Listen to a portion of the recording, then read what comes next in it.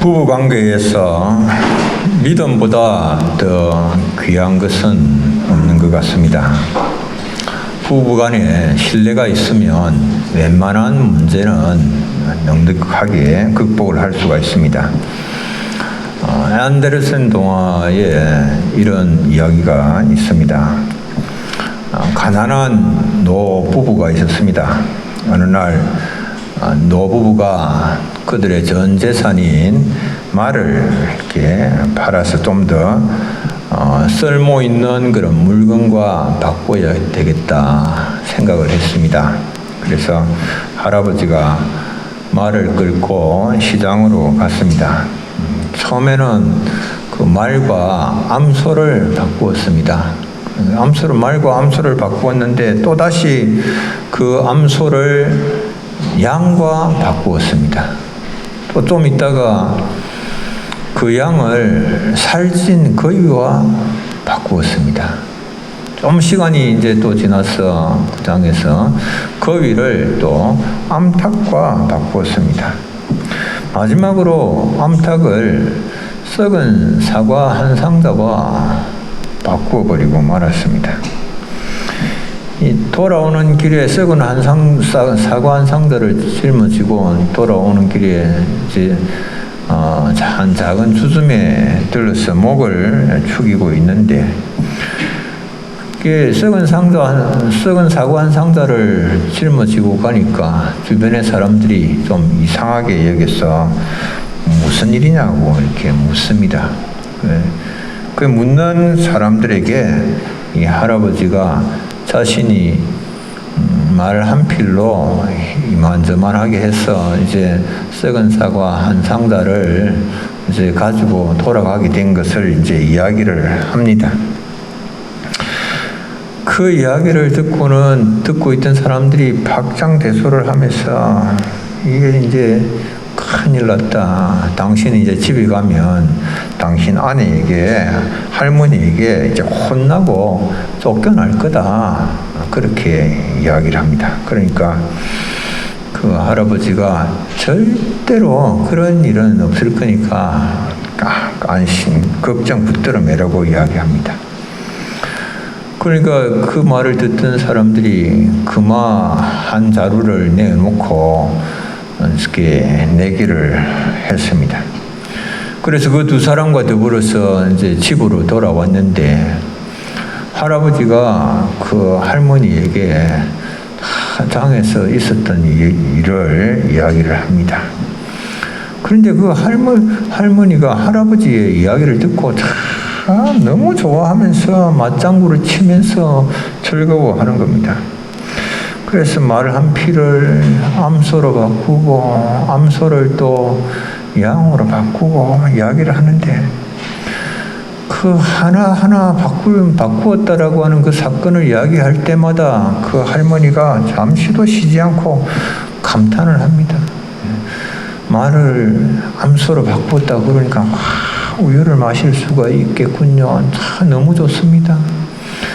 또 양은 이렇게 암소를 양으로 바꿨다 보니까 양젓도 참 좋지요. 또 거위로 바꾸었다 그러니까 거위 털이 얼마나 따뜻한데요.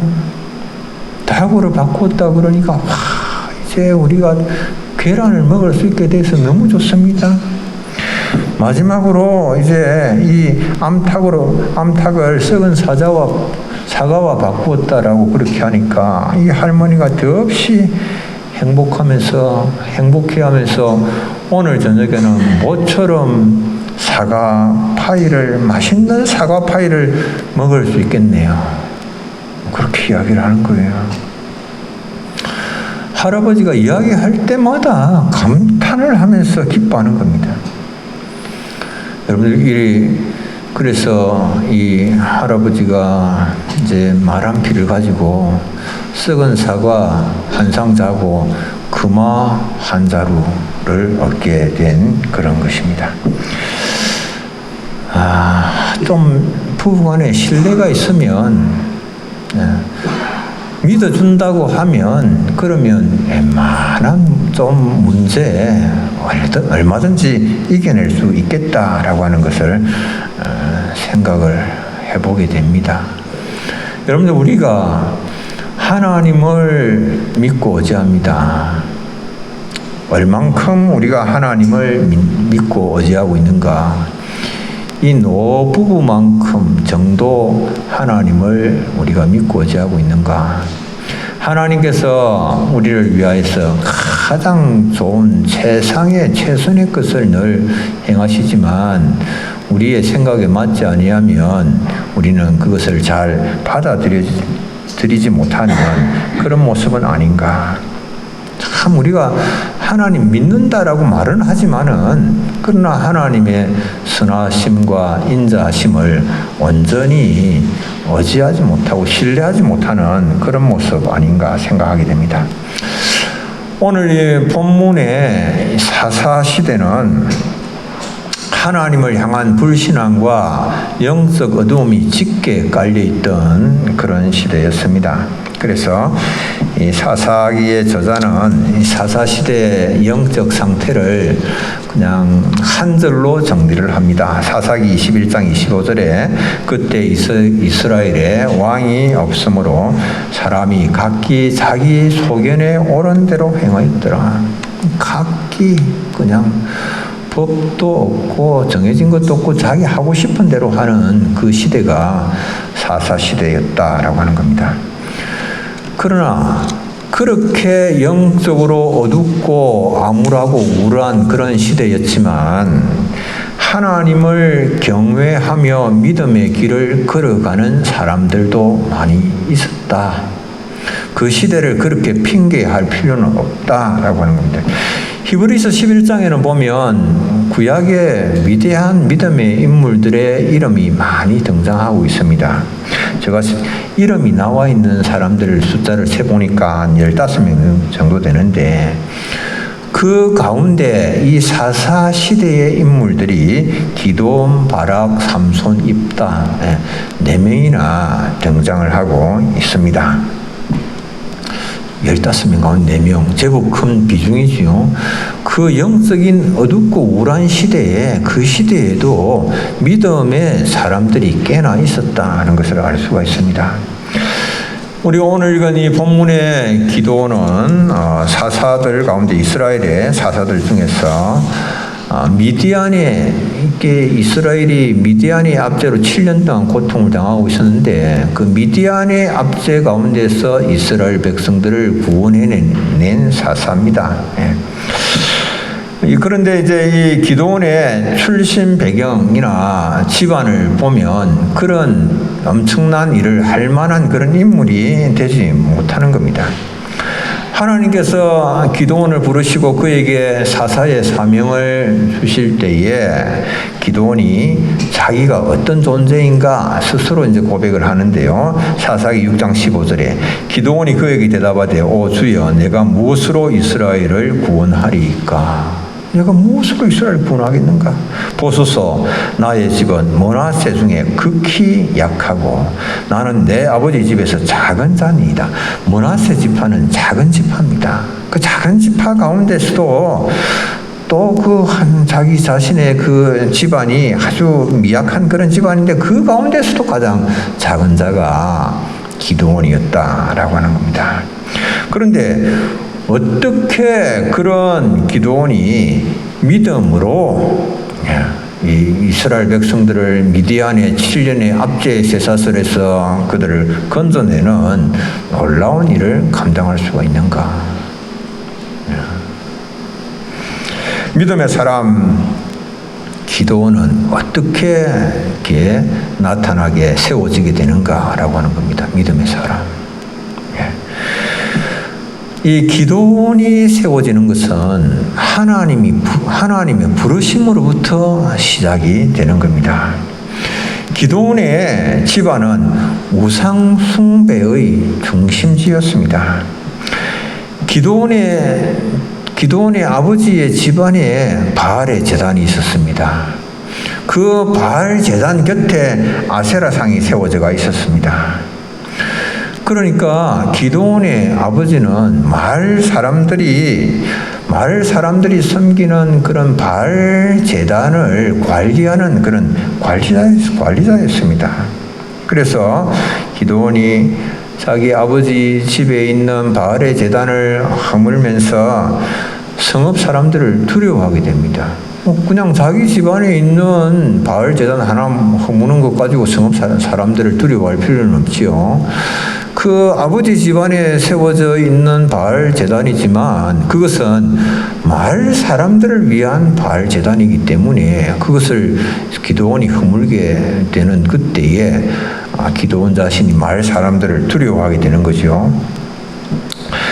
그렇게 기드온은 우상 숭배하는 집안의 아주 아들로서 미미한 존재로 태어나서 살아가고 있었습니다. 그런데 하나님께서 기드온을 부르셔서 이스라엘 민족의 지도자로 사사로 세워 주셨습니다.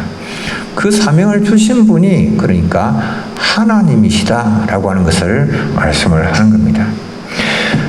이 기드온은 하나님께로부터 부름받을 만한 어떤 어려움도 선행도 없습니다. 그런 것이 성경에 나타나 있는 것도 아무것도 없는 그런 인물입니다.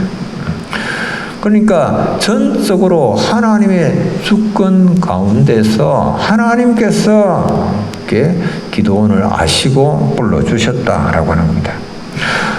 기드온처럼 우리도 모두 하나님의 은혜로 인하여서 부름을 받게 되어졌습니다. 로마서 8장 29절로 30절 우리 함께 한번 읽어보겠습니다. 하나님이 미리 아신 자들을 또한 그 아들의 형상을 본받게 하기 위하여 미리 정하셨으니 이는 그로 많은 형제 중에서 맏아들이 되게 하려 하심이니라. 또 미리 정하신 그들을 또한 부르시고 부르신 그들을 또한 어렵다 하시고 어렵다 하신 그들을 또한 영화롭게 하셨느니라. 아멘. 하나님께서 창세전에 미리 다 하나님께서 아시고 정하시고 부르시고 어렵다 하시고 영화롭게 하신다라고 하는 겁니다. 하나님께서 이 모든 일들을 절대적인 주권을 가지고 이루어 나가십니다. 하나님은 하나님을 신뢰하는 기드온을 통하여서 약속하신 이스라엘 구원의 역사를 이루시는 겁니다. 구원의 역사와 하나님의 능력이 나타나는 그 믿음은 어떤 믿음인가? 여러분들, 어떤 믿음 가운데 하나님의 역사가 나타나는가? 오늘 성경은 보여주고 있습니다. 기드온이 가진 믿음은 참 이게 참된 믿음이죠. 이 참된 믿음의 특징은 뭐냐? 희생이 따른다라고 하는 겁니다. 참된 믿음에는 희생이 따릅니다. 기드온이 하나님께 예물을 드렸습니다. 그럴 때에 불이 바위에서 나와서 고기와 무교병을 다 살랐습니다. 그래서 기드온에게 말씀을 하시는 분이 불로 응답하시는 하나님이심을 하나님께서 나타내 보이셨습니다. 그리고 기드온에게 하나님께서 기드온을 부르실 때에 32,000명의 용사들을 하나님께서 또 붙여주셨습니다. 그럴 뿐만 아니라 하나님께서 기드온에게 하나님의 함께 하심의 표징도 보여주셨습니다. 그래서 기드온이 요구하는 대로 기드온이 타작마당에다가 양털 한 뭉치를 두고 그리고 이 양털에만 이슬이 내리고 주변 땅에는 이슬이 없게 해달라고 그렇게 했을 때 그 양털에만 이슬이 이렇게 내리고 주변은 바짝 마른 그런 땅이었습니다. 또 기드온이 이번에는 그 양털에는 이슬이 없고 주변 땅에만 이슬이 꽉 내리도록 그렇게 하나님께 표징을 구하였을 때에 또 하나님께서 기드온이 요청하는 대로 요구하는 대로 그렇게 또 행하셨습니다. 그러니까 기도는 졸지에 하나님께서 그를 부르셨을 뿐만 아니라 32,000명의 군대의 대장이 됐습니다. 수장이 되었고 하나님께서 함께 하심에 엄청난 그런 증거와 약속도 가지게 된 그런 상태였습니다. 이제 하나님께서 기도원과 함께 하시고 큰 군대를 거느리게 되었기 때문에 이제는 이 미디안과 싸워서 이스라엘 백성들을 미디안이 압제해서 건져내기만 하면 되는 것 같은 그런 큰 불멸의 업적을 이룰 수 있을 것 같은 그런 감이 드는 때였습니다.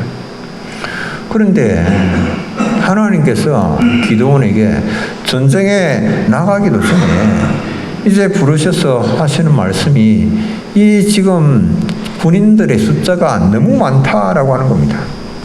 그런데 실제로 보면은 이 35,000명인데요. 35,000명인데 지금 32,000명인데 이 기드온에게 함께 모여서 기드온의 지휘를 받는 군인들의 숫자가 32,000명인데 미디안과 아말렉 연합군들이 지금 쳐들어와서 진을 치고 있는데 그 숫자는 얼마인고 하면 13만 5천 명입니다. 13만 5천 명. 13만 5천 명과 대적하는 그들을 이제 이렇게 싸워야 하는 군대 숫자 이 3만 2천 명이 하나님께서 많다고 하시는 겁니다. 우리가 인간적으로 생각하면 이건 4분의 1 정도밖에 안 되는데 이게 뭐가 많냐? 이건 말도 안 되는 겁니다. 그런데 하나님께서 이렇게 말씀하십니다.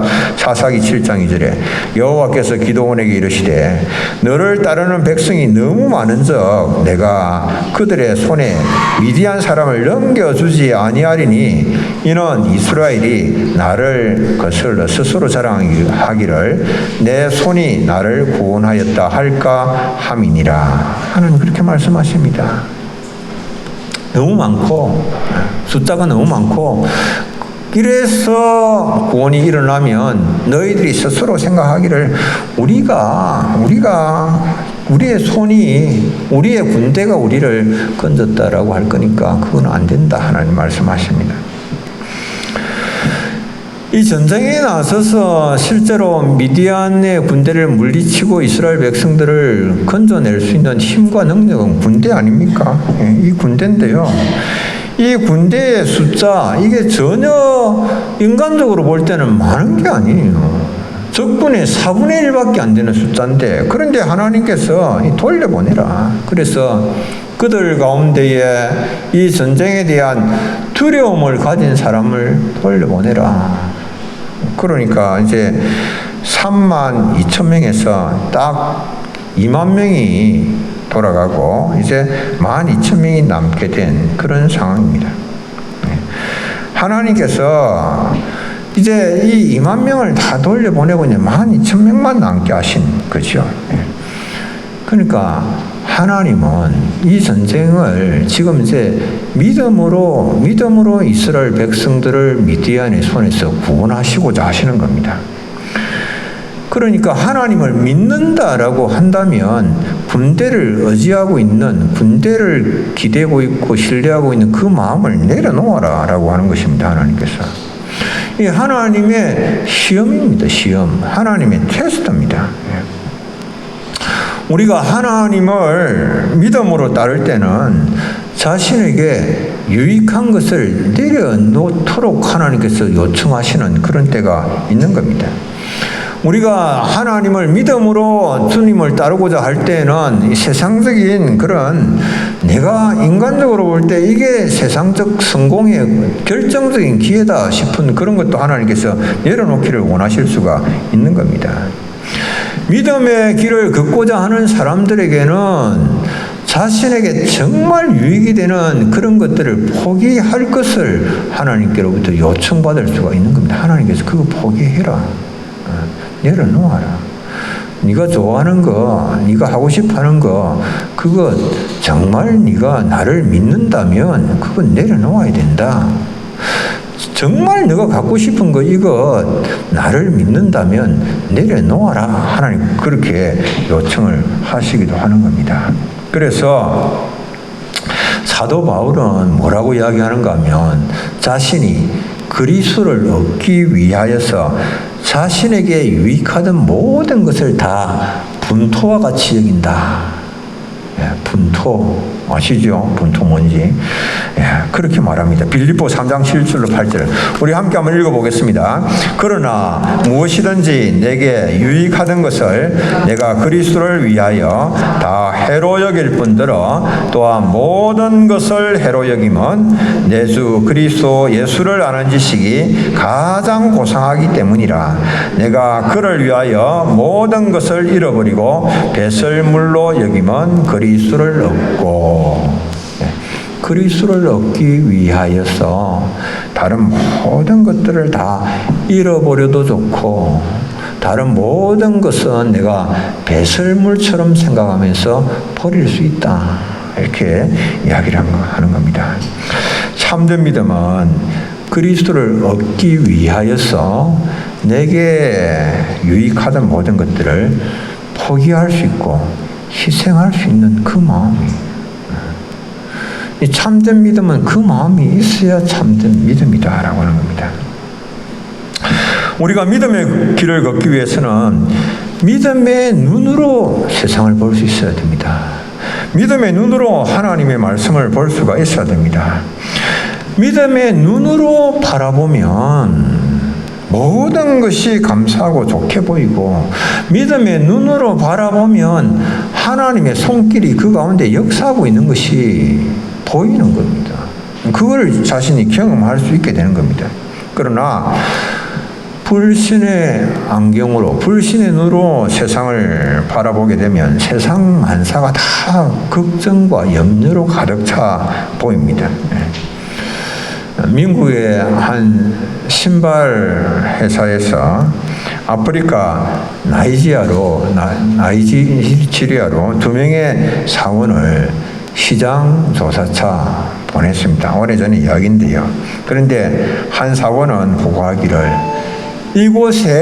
이곳은 모든 사람이 신발을 신지 않고 있기 때문에 판매 불가능. 그렇게 이제 보고를 했습니다. 그런데 한 사원은 또 보고를 하기를 어떤 보고를 하는가 하면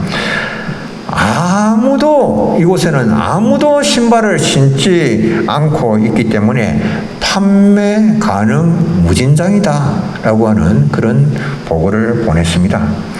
동일한 상황을 봤습니다. 그러나 그 예측 보고는 정반대로 이렇게 나온 것을 보게 됩니다. 여러분들 어떤 눈을 가지고 보느냐라고 하는 것이지요. 어떤 눈을 가지고 보느냐라고 하는 겁니다. 정반대의 결과가 나옵니다.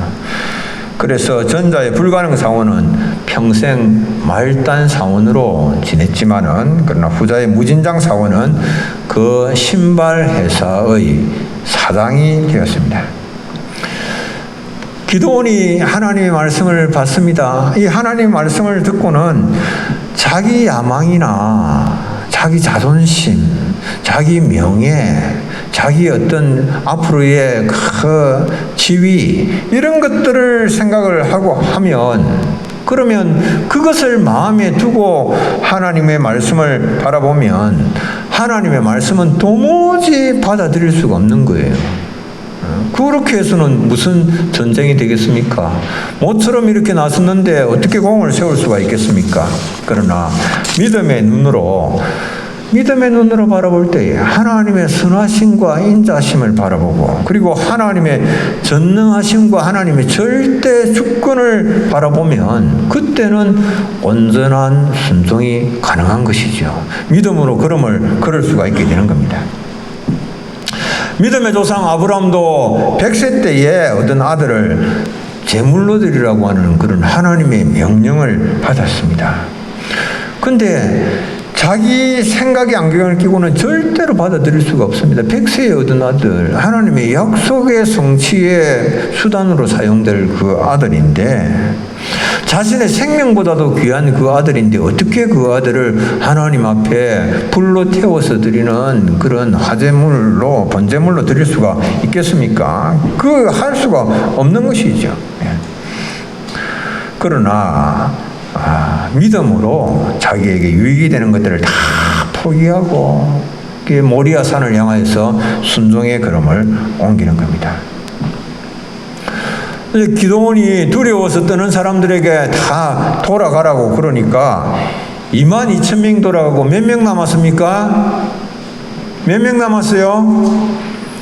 10,000명 남았습니다. 10,000명. 10,000명이 남았는데 하나님께서 이 10,000명도 많다라고 말씀하십니다. 10,000명도 많다라고 말씀하시면서 이들을 이제는 물가로 데려가서 혀로 물을 핥는 자들과 그리고 무릎을 꿇고 물을 먹는 자들을 나누라. 하나님 그렇게 말씀하십니다. 혀로서 물을 핥는다라고 하는 것은 그건 이제 서서 물을 떠서 이제 개처럼 이렇게 이제 핥는다라고 하는 거예요. 그럼 이제 주의 경계도 할 수 있고 그리고 아주 위급한 그런 일을 만나면 신속하게 대처를 할 수 있겠죠. 근데 이 물을 꿇고 이제 엎드려서 물을 마시면 주변 경계도 되지도 않고 안 된다라고 하는 겁니다. 그런데 그렇게 물을 핥는 자, 개처럼 물을 핥는 자를 보니까 그 숫자가 이제 300명이에요. 그러니까 하나님께서 이제 9,700명을 돌려보내라 이렇게 말씀하십니다. 그런데 그 9,700명의 사람들이 어떤 사람들입니까? 두려운 사람들, 이 전쟁에 두려워하는 사람들 다 돌아가라고 했을 때에 그들은 돌아가지 않았던 그런 사람들이었습니다. 그들은 끝까지 어떤 위험이 닥친다고 하더라도 기드온과 함께 하고자 하는 사람들이었고 그리고 미디안이 압제해서 동족을 건져내고자 하는 강한 열망을 가지고 있고 굳은 결의와 각오를 가지고 있는 그런 사람들이었습니다. 이런 사람들을 이제 집으로 돌아가라, 자기 장막으로 돌아가라 그러면 이런 사람들과 더불어서 옛날에는 내가 결단하고 나왔는데 나를 이렇게 무시하고 내 뜻을 짓밟을 수가 있느냐. 그래서 기드온과 결정적으로 원한 관계에 이렇게 원한을 살 수가 있는 그런 일입니다. 그러니까 이 하나님께서 말씀을 하시지만은 9,700명을 돌려보낸다라고 하는 이거는 엄청나게 어려운 일입니다. 돌아가라고 말을 하기가 엄청나게 어려운 그런 일입니다. 다시 말씀드리면 믿음의 눈으로 보지 아니하면 결코 순종할 수가 없는 그런 것을 하나님께서 지시를 하신 것입니다.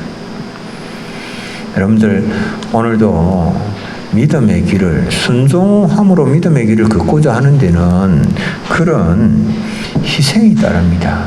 다른 사람들과의 관계에 아주 심각한 어려움들을 예상할 수 있는 그런 일들도 일어날 수가 있는 겁니다. 오늘날 교회가 그리스도를 따른다라고 말을 하면서 고난과 희생이 없는 그런 은혜만 자꾸 이야기합니다. 여러분들 그리스도를 따르는 데는 고난이 있습니다. 희생이 있습니다. 우리가 그리스도를 따르면 좋은 일들만 일어날 것이다라고 이야기하는 그것이 아니다라고 하는 겁니다. 제자로서의 삶이 없는 그런 신앙, 그런 신앙을 우리가 자꾸 하고 싶어하는 그런 것은 아닙니까?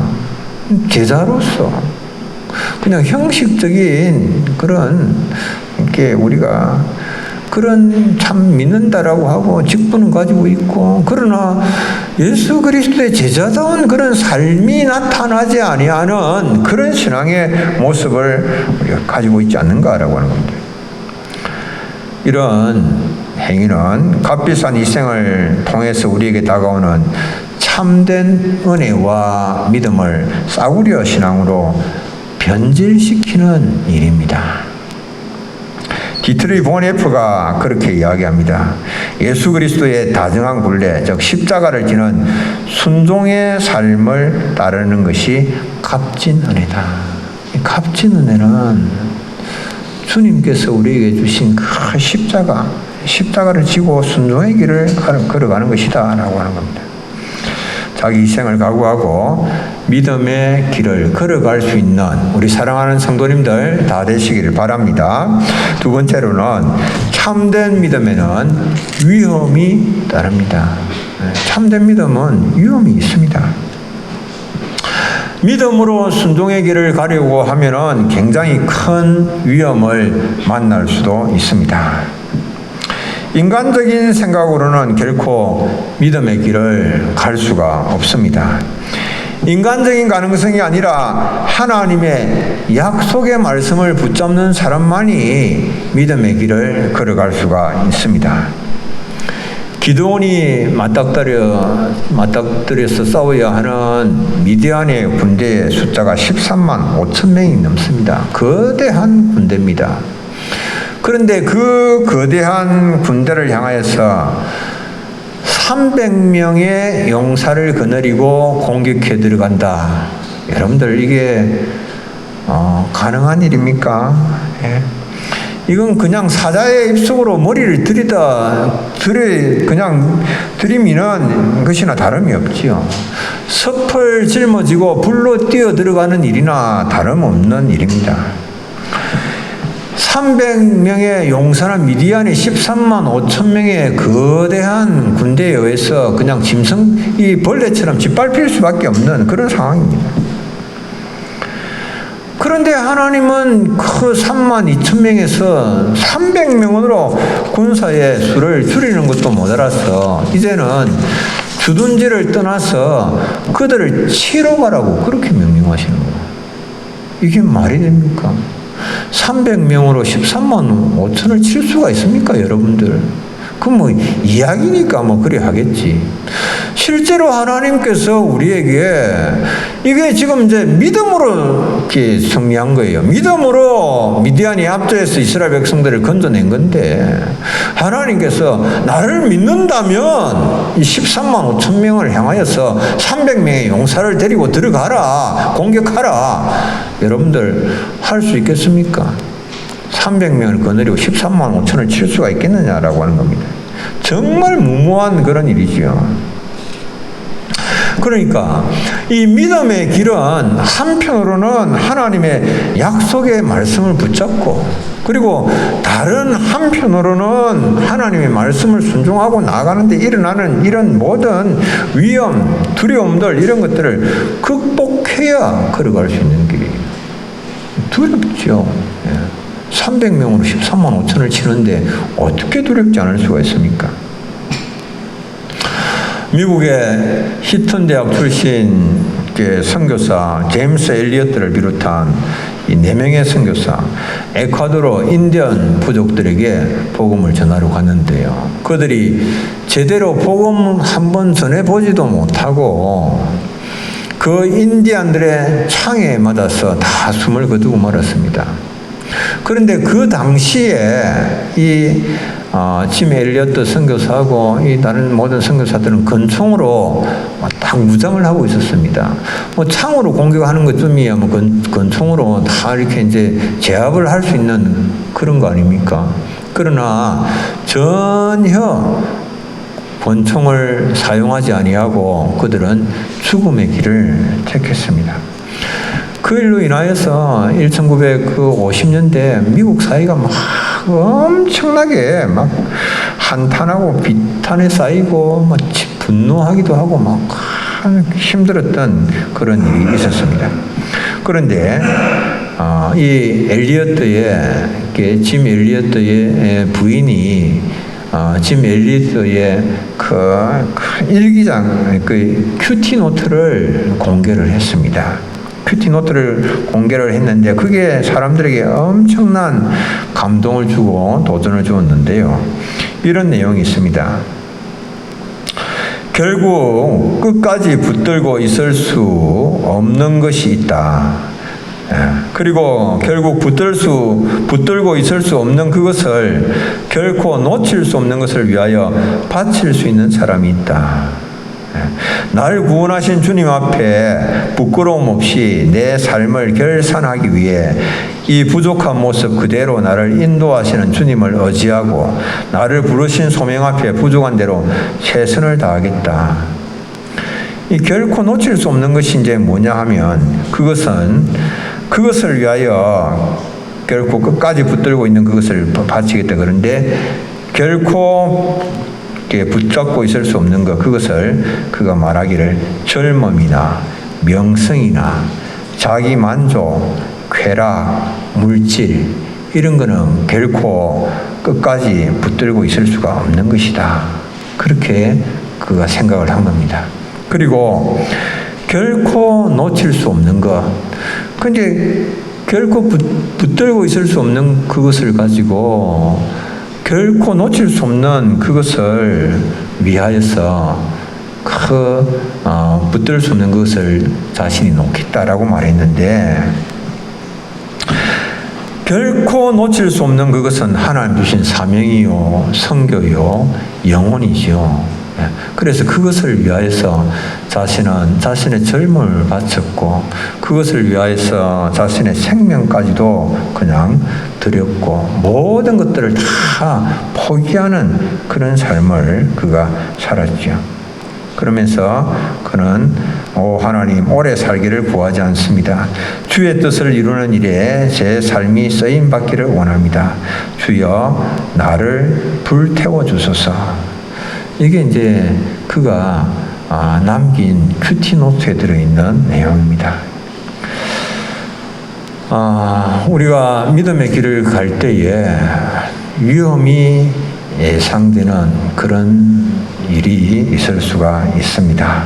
그러나 결코 놓칠 수 없는 그것, 하나님의 약속의 말씀, 사명을 향하여서 우리가 결코 붙들 수 없는 그것 때문에 주저하지 아니하고 그것 내려놓고 나아갈 수 있는, 믿음의 길을 걸어갈 수 있는 우리 성도님들 되시면 좋겠습니다.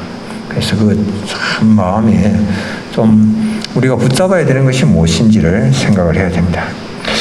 이 참된 믿음에는 마지막으로 승리가 따릅니다. 300명의 용사로 13만 5천 명의 미디안과 아말렉 거대한 연합군을 공격하는 이 일, 두려움을 느끼지 않을 수가 없습니다.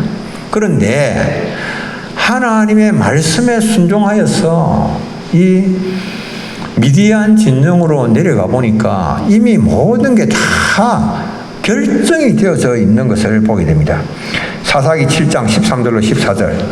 기드온이 그곳에 이른적 어떤 사람이 그의 친구에게 꿈을 말하여 이르기를, 보라, 내가 한 꿈을 꾸었는데 꿈에 보리떡 한 덩어리가 미디안 진영으로 굴러 들어와 한 장막에 이르러 그것을 쳐서 무너뜨려 위쪽으로 엎으니 그 장막이 쓰러지더라. 그의 친구가 대답하여 이르되, 이는 다른 것이 아니라 이스라엘 사람 요아스의 아들 기드온의 칼이라.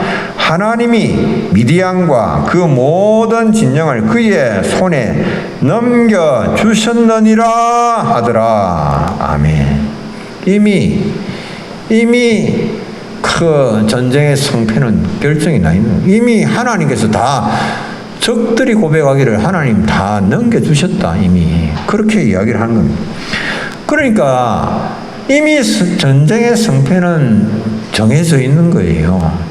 하나님께서 뽑으신 300명의 용사들은 뭐 하는 사람들인가라고 하면 그냥 그곳에 가서 이 전쟁이 결정나 있는 승리의 순간을 확인을 하고 하나님을 경배하고 하나님께서 넘겨주신 것을 선포를 하고 그들을 공격하는 것이 아니라, 이거는 아무도 이런 말을 한 사람은 없지만은 제가 볼 때 그렇습니다. 그들을 공격하는 것이 아니고 나팔을 불면서 여호와를 위하여서, 기도원을 위하여서 승리의 자축 행사를 하는 겁니다. 가서. 예? 그래서 그냥 나팔을 불고 횃불을 막 이렇게 밝히면서 그렇게 자축 행사를 하는 겁니다. 믿음으로 하나님께서 이렇게 주시는 것을 걸음을 옮길 때에는 하나님께서 이미 다 결정 지어 놓으신 거예요. 더 볼 게 없습니다. 내가 싸울 게 없습니다. 이미 앞서서 하나님께 다 이루어 놓으신 것. 그것